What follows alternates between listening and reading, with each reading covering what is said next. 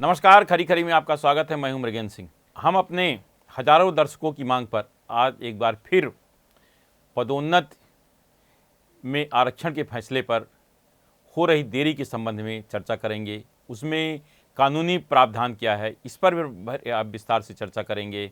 और यह भी चर्चा करेंगे कि चूँकि 15 मई से 15 जून लगभग एक महीना हाई कोर्ट में छुट्टियां रहेंगी, तो क्या फैसला अगले 4 दिनों में हो पाएगा या नहीं होगा, इस पर सबकी निगाहें लगी हैं। लेकिन आज हम कानूनी प्रावधान क्या कहता है उस पर विस्तार से चर्चा करेंगे। लेकिन हर चीज़ जानने समझने के लिए अंत तक आप हमारे चैनल से जुड़े रहिए। हम आपको बताते हैं पूरी स्थिति क्या है। मध्य प्रदेश में पदोन्नति में आरक्षण नियम 2025 बने थे। पिछले साल जून महीने में मध्य प्रदेश कैबिनेट ने निर्णय को जारी किया था। उसके पहले विस्तार से चर्चा हुई थी कि किस तरह नियम बनाया जाए ताकि किसी के साथ जाति न हो और सबका समय पदोन्नत हो। मैं आपको बता दूं कि मध्य प्रदेश देश का शायद एकमात्र ऐसा राज्य है जहां 10 साल से अधिक समय से पदोन्नति मतलब अधिकारियों कर्मचारियों की पदोन्नति नहीं हुई है। वह कोई कर्मचारियों की गलती नहीं है, राज्य सरकार की वोट की राजनीति के कारण ऐसा हुआ है। मध्य प्रदेश एकमात्र और ऐसा राज्य है जहां केवल पदोन्नति में आरक्षण, बाकी किसी राज्य में नहीं है। जबकि सबसे जातिवादी राज्य उत्तर प्रदेश माना जाता है, बिहार माना जाता है, इवन छत्तीसगढ़ जिसके बारे में कहा जाता है कि आदिवासी बाहुल्य क्षेत्र है, वहाँ भी पदोन्नति में आरक्षण नहीं है। लेकिन मध्य प्रदेश में वर्ष 2002 में तत्कालीन कांग्रेस सरकार ने पदोन्नति में आरक्षण को लागू किया था, जिसको लेकर लोगों ने, और नियम ऐसा था कि मतलब 3-3, 4-4 साल वाले प्रमोट हो गए थे और उनसे 20-20 साल के जो सीनियर थे वो जूनियर के अंडर में आ गए थे। इसको लेकर लोगों ने हाई कोर्ट का दरवाज़ा खटखटाया था। तो हाई कोर्ट ने 30 अप्रैल 2016 को पदोन्नति में आरक्षण पर रोक लगा दी थी और कहा था कि पदोन्नति में आरक्षण नहीं होना चाहिए। क्योंकि भाजपा सरकार थी और चुनाव का समय था, 2018 में चुनाव था, मतलब 2 साल बाद चुनाव था। उसको देखते हुए सरकार ने सुप्रीम कोर्ट का दरवाज़ा खटखटाया। लेकिन सुप्रीम कोर्ट ने भी पदोन्नति में कोई रोक नहीं लगाई, ना उनने आरक्षण के मामले में कहा। लेकिन सरकार ने अपने आप ही निर्णय ले लिया कि चुनाव साल कौन झंझट पड़े, पदोन्नति में आरक्षण रुक गया। अब सोचिए 10 साल पदोन्नति नहीं हो कर्मचारी, उसकी क्या स्थिति होगी। और हज़ारों लोग रिटायर हो गए।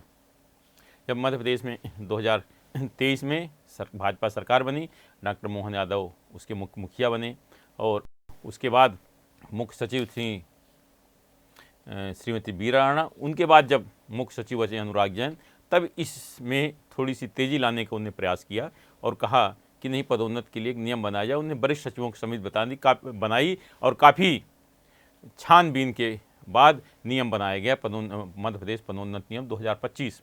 जैसे नियम जारी हुआ तो सपाक्स ने हाई कोर्ट का दरवाज़ा खटखटाया। सपाक्स का कहना था कि पदोन्नति में आरक्षण नहीं होना चाहिए, जो हाई कोर्ट का निर्देश है उसको पालन करना चाहिए। 5 अगस्त, जहाँ तक मेरे ध्यान, अगस्त महीने की तिथि है, उसमें हाई कोर्ट ने निर्देश जारी कर दिया कि पदोन्नति पूरी तरह से रोक दी जाए। यहाँ तक कि एक जो उच्च पद का प्रभार देने की बात थी वो भी रोक दी गई। अब जो थोड़ा बहुत प्रमोशन हो वो भी बंद हो गया। अब सुनवाई चलती रही। अब सोचिए अगस्त महीने शुरू होकर 17 और सभी को मौका दिया गया। अभी जो इसके विरोध में थे आरक्षण के, सपाक्स, उसके विरोध में अपाक्स आकर खड़ी हो गई। अपाक्स ने कहा नहीं, पदोन्नति में आरक्षण होना चाहिए।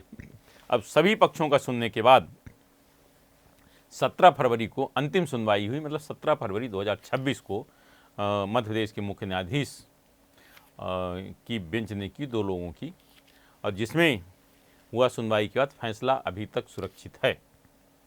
लोगों को उम्मीद थी कि शायद फैसला आ जाएगा, लेकिन अभी तक फैसला नहीं आया। कारण चाहे जो भी हो, क्योंकि ना कोई उसमें पूछ सकता, ना कोई कह सकता कि आखिर क्यों पदोन्नति में आरक्षण के मामले में फैसला अभी तक। उसके कारण पदोन्नति में आरक्षण रुका हुआ। लेकिन एक थोड़ी सी राहत भरी खबर यह है, इसी बीच एक फैसले में हाई कोर्ट ने उच्च पद का प्रभार देने का मामला था, उस पर रोक हटा दी। अब आगे फैसला कब होगा नहीं कहा जा सकता, लेकिन क्योंकि 15 मई से 15 जून तक हाई कोर्ट में छुट्टियां रहती हैं, क्या इसमें फैसला होगा या उसके पहले फैसला हो जाएगा, वो तो आने वाला समय ही बताएगा। अब आपके जो वैधानिक में न्यायिक क्या स्थिति है, विधि विभाग क्या, उसके बारे में विस्तार से चर्चा बताता हूँ कि अक्सर से वास्तविक स्थिति क्या, सुप्रीम कोर्ट की इसमें गाइडलाइन क्या है। सुप्रीम कोर्ट की गाइडलाइन में साफ कहा गया है कि एक 90 दिन के अंदर मूलतः है कि फैसला हो जाना चाहिए, लेकिन जरूरी नहीं कि 90 दिन में फैसला हो ही जाए। एक गाइडलाइन टाइप। अब मैं आपको बताता हूँ कि सुप्रीम कोर्ट ऑफ इंडिया ने 90 दिन के फैसला को लेकर कुछ गाइडलाइन दी है, लेकिन इस मामले में सख्त कानूनी समय सीमा नहीं रखी है। मुख्य बात यह है कि जब कोई किसी केस में सुनवाई पूरी करके निर्णय सुरक्षित कर देती है तो सामान्यतः फैसला 90 दिन के भीतर सुनाने की अपेक्षा की जाती है, ऐसा सुप्रीम कोर्ट की गाइडलाइन है। सुप्रीम कोर्ट ने कई मामलों में कहा है कि सिविल मामलों में आदर्श रूप से 2 माह के भीतर फैसला आ जाना चाहिए, क्रिमिनल मामलों में 6 महीने के अंदर फैसला आ जाना चाहिए। लेकिन अगर उन्हें यह भी कहा है, सुप्रीम कोर्ट गाइडलाइन है, कोई निर्देश नहीं है, अगर 90 दिन में से ज़्यादा फैसला सुरक्षित है तो न्याय में देरी माना जा सकता है। ये गाइडलाइन है, मैं आपको फिर बता रहा हूँ बार बार कि गाइडलाइन है, कोई निर्देश नहीं है। हाल के निर्देशों में कहा गया है, सुप्रीम कोर्ट के निर्देशों में, यदि आरक्षित फैसला 3 माह में नहीं आता है तो रजिस्ट्रार जनरल को राज्य के मुख्य न्यायाधीश को ध्यान में ये बात लाना चाहिए। यह गाइडलाइन है और उसके आधार पर फैसला होना चाहिए। अब जो हाई कोर्ट के चीफ जस्टिस होते हैं उन पे जानकारी में आना है कि क्या है। अब लेकिन इसमें फिर मैं आपको बोल रहा हूँ कि ऐसी कोई निर्देश नहीं है। अब मैं आपको एक आध उदाहरण बताना चाहता हूँ। उसमें सुप्रीम कोर्ट ने अनिल राय वर्सेज स्टेट ऑफ बिहार के मामले में कहा है कि लंबे समय तक फैसला रोक कर रखना उचित नहीं है और पक्षकार मुख्य न्यायाधीश के समक्ष उल्लेख कर सकते हैं। मतलब जिस गाइडलाइन का मैंने जिक्र किया वही इस मामले में फैसले दिया गया। अब इसमें व्यवहारिक स्थिति क्या है वो भी आप बता देता हूँ। सुप्रीम कोर्ट ने अपने पुराने फैसले एम नागराजन और जनरल सिंह जजमेंट में कहा है कि यदि फैसला बहुत लंबे समय से रिजर्व है तो सामान्यतः कानूनी विकल्प माने जाते हैं। अब इसमें क्या है ये तो मध्य प्रदेश के मुख्य न्यायाधीश न्यायमूर्ति संजीव सचदेवा जी बता सकते हैं, लेकिन उनकी खंडपीठ ने सुनवाई की है। अब फैसला 17 फरवरी से सुरक्षित है। बताया जा रहा है कि पुराने फैसलों को लेकर जिस तरह से तेजी आई, जो फैसले सुरक्षित थे, तो उस हिसाब से बहुत सारे सुरक्षित फैसलों में निर्णय आ गया है। ये भी अब धीरे धीरे उस रास्ते में आ गया है कि इसमें भी जल्दी फैसला आएगा, लेकिन कब आएगा कहीं नहीं जा सकता। मैं इसलिए फिर कह रहा हूँ कि चूँकि 15 मई से 15 जून तक 1 महीने का अवकाश रहेगा, ऐसे में यह निर्णय आएंगे इस बात की संभावना कम है। या निर्णय अगर होना है तो हो सकता है 15 पहले हो जाए, या 17 मई को 3 महीने पूरे हो रहे हैं, हो सकता है उसके पहले हो जाए। कब होगा कह नहीं सकता, लेकिन पब्लिक वाणी की ओर से मध्य प्रदेश के मुख्य न्यायाधीश न्यायमूर्ति संजीव सचदेवा से अपील करते हैं कि हजारों कर्मचारियों के भविष्य का सवाल है और पदोन्नत न होने से मध्य प्रदेश सरकार की प्रशासनिक व्यवस्था भी पूरी तरह चरमरा गई है। इसलिए अगर इसमें फैसला जल्दी हो जाएगा तो मध्य प्रदेश सरकार के लिए बहुत ही फायदेमंद होगा और हजारों कर्मचारियों के लिए भी ये खुशखबरी होगी कि उनको पदोन्नति मिल सकती है या नहीं मिल सकती है। फैसला हो जाए तो आगे का दरवाज़ा खटखटाएंगे। अब बताता है कि अगर पदोन्नति न होने से मध्य प्रदेश में लगभग 2 लाख पद खाली पड़े हैं।